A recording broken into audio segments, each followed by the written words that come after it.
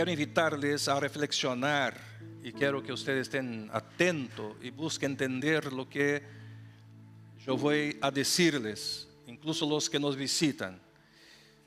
Ustedes saben que una predicación, cuando es hecha, sea por pastores, por nosotros, otros líderes, la predicación siempre tiene una meta, un objetivo, que es edificar, ayudar, consolar, instruir, orientar y otras cosas más.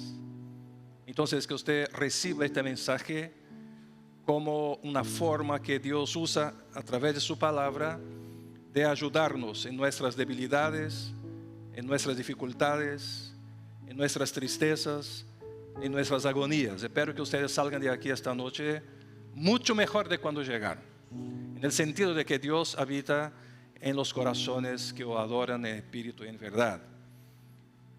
Y quiero reflexionar sobre una pregunta que siempre se ha hecho en el mundo. Incluso otra semana un joven me preguntaba: pastor, ¿hay religiones buenas y malas?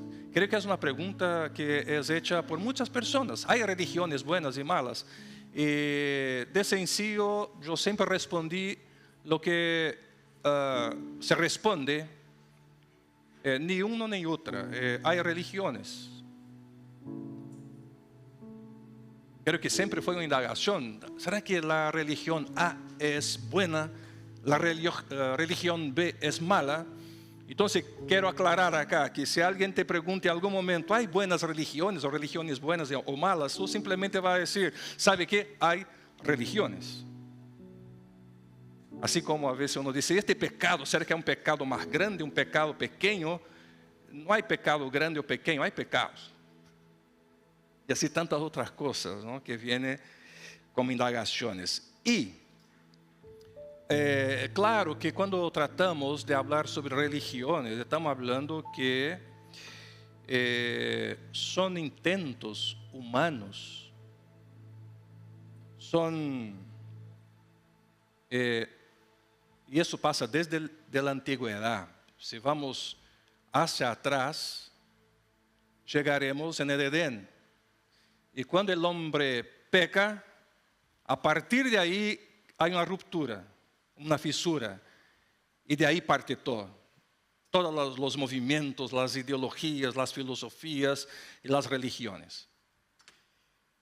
Claro que religión, desde el punto de vista semántico, no está equivocado, porque la religión, desde su etimología, significa reconectar, conectar, religare, del latín. Entonces, religión, cuando uno dice: religión es el anhelo de reconectar o conectar el ser humano a un ser superior. Entonces, eso es religión, digamos, en la esencia de la palabra. Pero cuando decimos religión, pensamos en las 3 o las 4 más grandes religiones en el mundo, sea islamismo, taoísmo, budismo, judaísmo. Esas son consideradas las religiones. No voy aquí a agregar cristianismo, después vamos a conversar sobre eso, a medida que vamos construyendo esta reflexión. Pero para que ustedes piensen y concluyan que la comunidad nuestra acá, Iglesia Adventista de la Promesa, desde el punto de vista semántico, no es una religión. Tampoco los bautistas, los presbiterianos, los anabautistas, los mormones, los presbiterianos, no. Todos nosotros estamos inseridos dentro de lo que llamamos cristianismo, si es que vamos a considerar eso como religión. Pero vamos a conversar un poco para que sirva para que todos nosotros entendamos bien esta cuestión de religión, hasta porque se escucha mucho sobre eso. Los religiosos o la religiosidad. Y principalmente ahora con el tema de la guerra Israel-Irán, entonces hay todo un conflicto, muchos debates, muchos contenidos en la internet, unos tratando de hablar sobre la religión, islamismo, otros sobre el judaísmo. Y ahí entra nosotros los teólogos, el cristianismo, y ahí del otro lado están los budistas. O sea, es una mezcla de conversações. E quero deixar claro aqui que, desde meu ponto de vista, e já havendo estudado ciência da religião, nós aprendimos que temos que estar abertos a conversar sobre todas as religiões.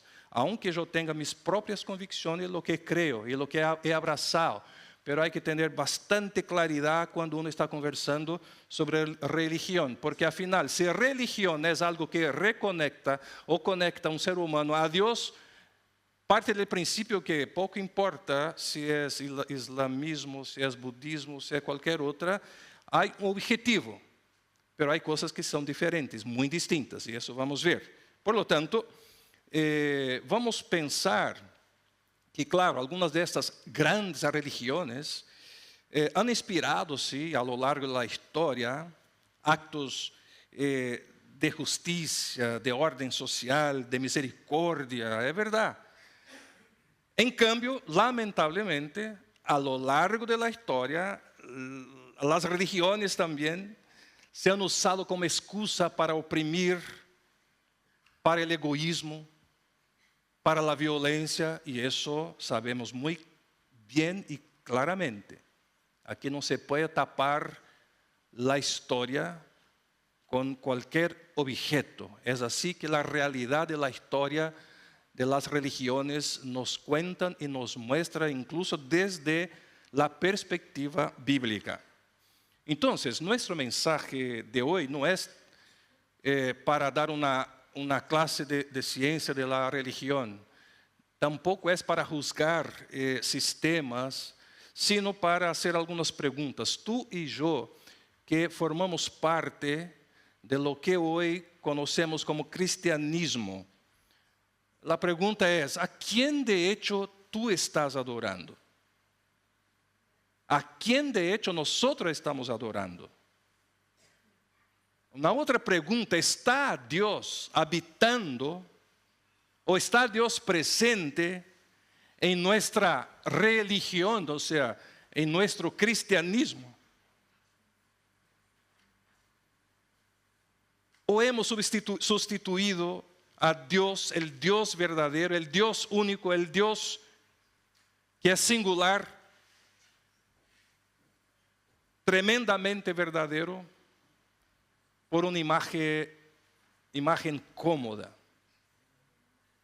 Un Dios ajustado y adaptado a nuestros deseos, a nuestras realidades. Entonces le invito a conversar un poco sobre eso y quiero leer dos textos bíblicos. Primero, Mateo 15, 8 y 9, que dice: este pueblo me honra con los labios, pero su corazón está lejos de mí.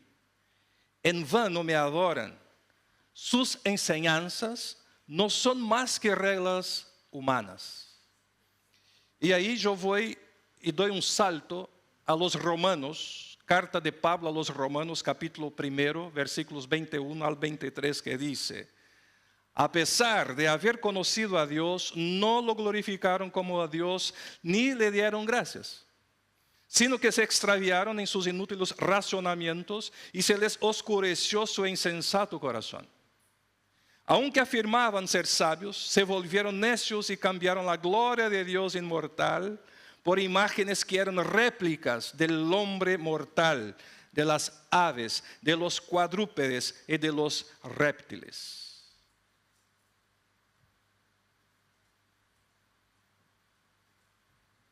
El Dios que no habita. Sería raro, ¿no? En una iglesia, en un culto, decir el Dios que no habita, pero es sobre eso que quiero tratar. Y ahí lo que vemos son fractales. Yo estaba buscando qué escritor que hacía algún tipo de relación entre los fractales de religión. Ahí acordé de tres de ellos. Uno de ellos es Paul Tillich. Él hace una comparación interesante. Y por eso que yo encontré esta imagen, un fractal. Claro, un fractal son estruturas bellas, bonitas, que ellas cuando se movimentan, ¿cierto? Lleno de colores que impresionan, pero a medida que tú vas sacando las capas, tú vas a llegar en un hilo solamente, o sea, por detrás no hay nada, un vacío. Es decir, es una expresión artística linda, bonita, es verdad, pero de apariencia, porque si tú sacas todas las camadas, tú vas a llegar a nada. Entonces, claro, ese escritor tiene un libro absolutamente tremendo sobre arte y él hace estas comparaciones. Pero sabe que vivimos, hermanos, en tiempos en que el cristianismo cultural, quiero que tú grabes bien este nombre, cristianismo cultural, parece florecer. Cristianismo cultural. Fíjense en esta palabra. O sea, multitudes alrededor del mundo, hombres y mujeres, jóvenes de todas las edades, han afirmado a lo largo de sus vidas hasta el día de hoy que son personas cristianas, son personas devotas que participan de ceremonias, que participan de cultos, que llevan incluso símbolos de fe, sea a través de un tatuaje, sea a través de un objeto, ellos llevan consigo este símbolo de fe. E incluso muchos que estamos inseridos dentro de este proceso, y hay que tener ojo con eso, nosotros defendemos valores cristianos en la sociedad, incluso eso. Sin embargo, cuando examinamos más de cerca la trayectoria, la vida de muchas personas, y yo he conversado con muchas de ellas de una manera más profunda para entender cuáles son los conflictos de fe, las creencias, los cambios. Y de verdad se descubre algo que es impresionante, que es un vacío. Hay un vacío. E uno pergunta, e como pode ser que tu estás fim de semana atrás fim de semana em uma comunidade cristiana, seja dentro do cristianismo, seja dentro do islamismo, seja dentro do budismo, está me dizendo que há um vazio, e essa é uma realidade hoje dia, que incluso pode estar passando com nós aqui mesmo, que poderíamos estar vivendo uma religião totalmente influenciada por una cultura que no conversa con lo que Dios espera de quien lo sigue. Es decir, uno descubre por lo tanto que Dios no está allí, que Dios no habita. El Dios verdadero, el único, el Dios de la Biblia, el Dios vivo, está ausente de los corazones, está ausente de sus caminos, está ausente de su jornada. Aunque Él diga, soy cristiano, soy un religioso. Pareciera ser, hermanos, que muchos han vivido, sí, la religión. Y yo me pongo en este contexto porque toda predicación primero sirve para mí. Y yo siempre he cuestionado eso. ¿Será que yo he vivido pura y simplemente la religión? O de hecho, aunque yo haya vivido la religión, pero estoy viviendo y lleno de Cristo en mi vida. Esos son los cuestionamientos. ¿Hemos vivido religión? Sí, pero muchos han carecido de Cristo. Y a eso llamamos de una vida de apariencia religiosa sin la verdadera presencia de Dios. Eso que cantamos. Lléname, la pregunta es, ¿lléname de qué? ¿Para qué? ¿Para cuándo? Desde los tiempos antiguos, hermanos, el pueblo, y ya comentaba antes, el pueblo cayó en el peligro de honrar a Dios solo de labios, desde el pecado, porque imagínate, antes del pecado era una maravilla, ahí estaba Adán y Eva en contacto directo con el Señor, en una adoración perfecta, en una armonía. De repente hay una fisura, una ruptura, y desde ahí el hombre ha caído en un gran peligro de honrar, de adorar, de glorificar a su Creador de puros labios, no de corazón. Y sabe que Jesús, preocupado con eso, él comentó en Mateo, y él cita ese texto, lo de Isaías, la verdad. Y él estaba denunciando exactamente una religión vacía en su época, un ritual sin relacionamiento, un ritual sin intimidad.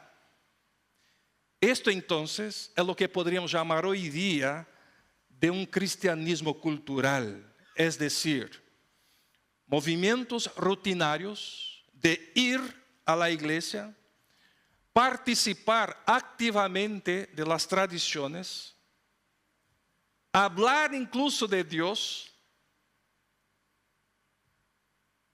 pero sin que Cristo efectivamente reine en el corazón. Y eso ya pasaba también a mucho tiempo cuando el profeta Amós, un pastor simple, pastor de oveja quizás, Dios lo llamó para denunciar también exactamente esta religión vacía. Amós capítulo 5, versículo 21, Dios a través de Amós dijo: Amós, yo aborrezco, desprecio sus fiestas religiosas, no me agradan sus asambleas solemnes. Mire que estamos hablando de mucho tiempo antes de Jesús. Fue contemporáneo a Isaías. Entonces, lo que sacamos de aquí es la lección que Dios aborrece el culto vacío cuando no va acompañado de justicia, de rectitud, de fidelidad, de compromiso constante con Él. ¿Por qué? Porque, queridos, la verdadera fe se manifiesta en cómo tratamos a los demás, especialmente a los más vulnerables. Aunque Dios es un juez justo, su propósito final es la restauración y la misericordia. Por eso Dios levantó en toda la historia personas, no solamente para anunciar, sino para denunciar. Y hoy día, lamentablemente, vivimos lo mismo. Esta religión vacía produce apariencia de piedad. La religión vacía, ella produce una apariencia de bondad, de generosidad, de actitudes buenas. Pero ¿sabe qué? Ella niega el poder de la fe. Incluso niega la incomparable grandeza del poder de Dios a favor de los que creemos. Ese poder, como dijo Pablo, que es la fuerza grandiosa y eficaz que Dios ejerció en Cristo cuando lo resucitó de entre los muertos y lo sentó a su derecha en las regiones celestiales. Lo que quiero decir es lo siguiente. Yo nací en la iglesia, para que sepan. Mi papá pastor ya 40 años. Mi familia toda entera. Aquí hay gente que nació, creció por aquí, incluso por estos lugares.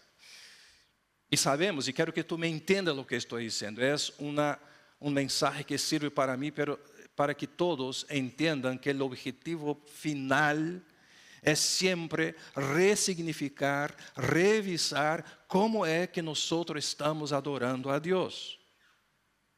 Claro, muchos aquí conocen las alabanzas, conocen los himnos, conocen incluso los versículos de memoria, conocen las costumbres de una iglesia, sabe exactamente cuáles son las ceremonias, cómo son los cultos, las liturgias, cómo comienza un culto, cómo termina, cómo es el medio, cómo que las cosas funcionan.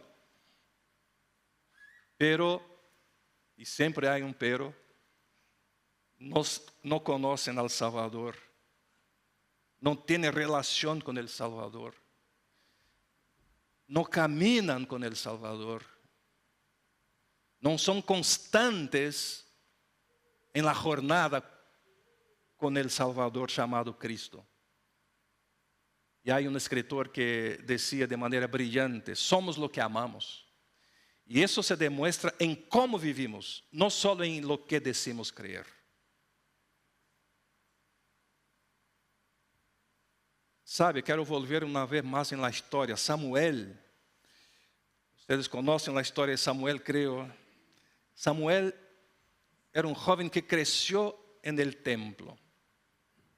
Samuel cresceu entre os sacrifícios, os rituales, os cultos, os símbolos sagrados. Creio que era uma maravilha onde Samuel cresceu. Imagínate um templo grande, suntuoso, estrutural. E ele vivia dia tras dia neste contexto. E mais, Samuel, mientras estava no templo sirviendo, ele tinha um maestro, lo que chamaríamos hoje um mentor, um coach, que se chamava Eli. E Samuel estava sempre ao lado de Eli, querendo aprender, e estava fazendo os rituales, fazendo todo o que correspondia neste entonces no templo. O que nos ensina esta história? Nos ensina que estar em um ambiente religioso, ter contacto com a espiritualidade, ou com o que é espiritual, ou participar de todos os rituales que corresponde a ser dentro de um ambiente cultico, não é o mesmo que conhecer profundamente o objeto de nossa adoração, que se chama Deus. ¿Sabe por quê? Porque o que transforma uma vida é escuchar a voz de Deus. Como Samuel estava aí todos os dias preocupado, organizando para que se llevara a cabo o culto. Aí uma vez Deus chamou Samuel, e Samuel não entendeu nada e seguiu fazendo suas canções, suas tarefas. Deus chegou de novo, Samuel, para nada entendia a voz do Senhor. Por quê? Claro, quizás Deus tenha seus métodos. Também Deus usa etapas para enseñar, para mostrar, pero tampoco se debe demorar tanto para aprender del Señor, porque el Señor está al tiro diciendo, sabe, haga eso. Y solo en la tercera vez, entonces, Dios, Samuel, ahí Samuel, orientado, a él le respondió, habla, Señor, que tu siervo escucha.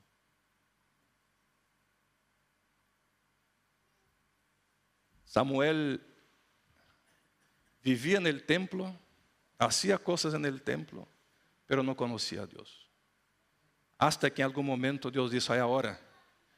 Aí ele disse, eu estou escutando, Senhor. Por isso que eu entendo que uma religião verdadeira tiene que ser una religión de transformación y no una religión sin transformación. Jesús declara en Mateo capítulo 7 que un árbol bueno da buen fruto y un árbol malo da fruto malo.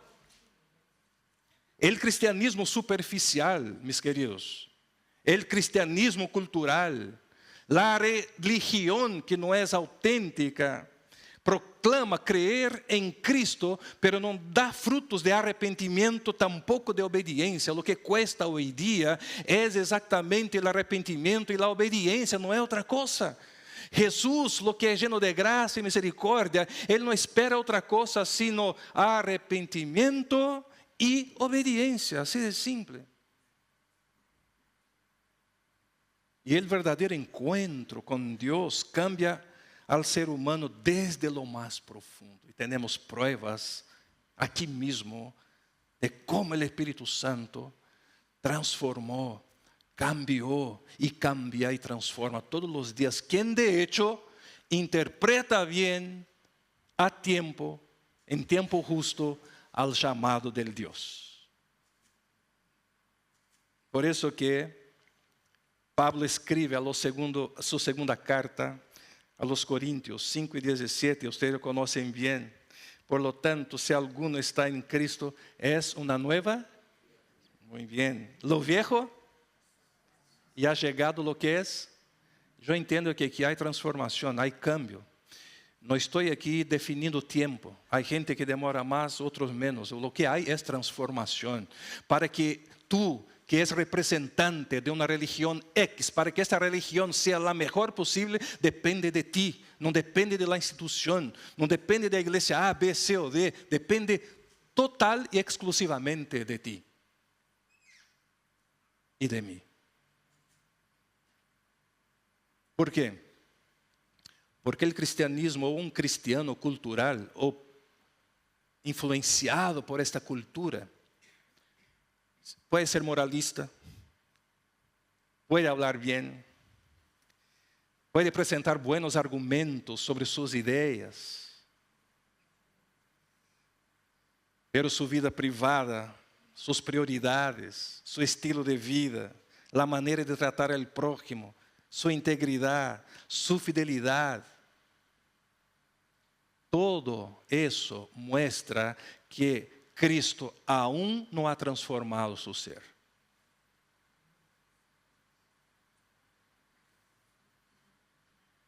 Y el problema, mis queridos, no es que no amamos, sino que a menudo amamos lo que no debemos amar.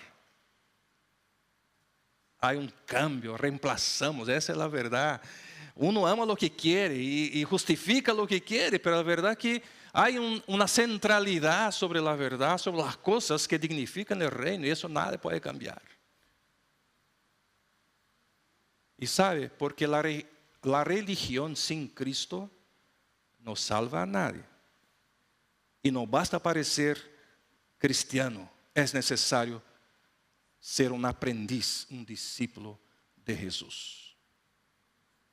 Por eso que hay que tomar cuidado con el evangelio falso. Porque hoy muchos predican, y quiero evitar eso acá en nuestra iglesia, pero evitar una predicación, un evangelio cómodo, un evangelio estético, así como los fractales, lindo por afuera, por dentro malísimo. No, yo podría sí en esta iglesia poner un eslogan, algo ahí, decir, ven a Cristo y tendrás éxito, salud, prosperidad, bienestar. Eso puede, porque Dios es dueño de todo y no hay duda y no queda duda en eso, pero sería súper bien poner ahí toda la semana, venga sábado que tú encontrarás un trabajo de 10 millones de pesos por mes, que tú vas a tener bienestar para siempre, salud, tu hijo va a ser sanado. Y yo creo en eso, hermanos. Yo nací en la iglesia y sé bien que es sanidad, sé bien lo que es milagro, pero sé bien también lo que es soberanía de Dios, sé bien cómo es que Dios actúa en su tiempo de acuerdo con su voluntad. Pero yo podría muy bien hacer eso, pero eso de verdad no es bíblico. No encuentro base bíblica para eso, aunque los resultados pueden ser porque Dios es poderoso. Pero yo no puedo usar estas herramientas, recursos que no son bíblicos para atraer personas, porque después que ella recibe este empleo de 10 millones de pesos, ella se va. Estoy profetizando, creo aquí, ¿no? Toda la iglesia va a estar aquí llena, sala.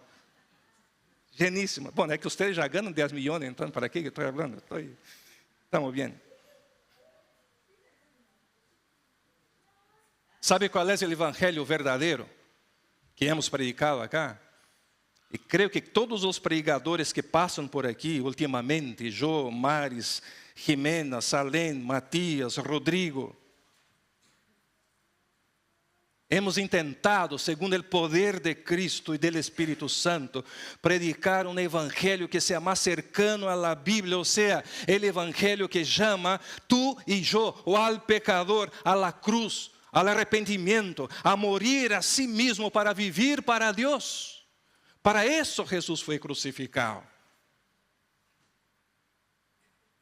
Y Él dijo en Lucas 9, si alguien quiere ser mi discípulo, que se niegue a sí mismo, lleve su cruz cada día y me siga. El Dios que no habita, hermanos, es el Dios de un evangelio falso, hecho a la medida del hombre, que se adapta a nuestras necesidades. Ese Dios que no habita promete lo que el hombre quiere oír, pero no demanda lo que el hombre necesita, que es rendirse a Cristo como Señor. Este cristianismo cultural, este sincretismo que está fuertemente dentro de la teología, dentro de las iglesias y la religión vacía, presenta un Dios domesticado, o sea, Dios está para ellos haciendo lo que ellos quieren. Y un Dios domesticado no es el Dios que habita. ¿Sabe ese Dios domesticado que bendice pero no gobierna? La gente quiere bendiciones pero no quieren ser gobernadas. Un Dios que consuela pero no transforma. Ese es un Dios que no habita. Un Dios que perdona pero adapta los pecados al tamaño de su gracia. Este es el Dios que no habita y por lo tanto no es el Dios que predicamos acá. El Dios que predicamos acá es el Dios bíblico que es lleno de gracia, de misericordia, pero que también llama a cada uno de nosotros al arrepentimiento diario.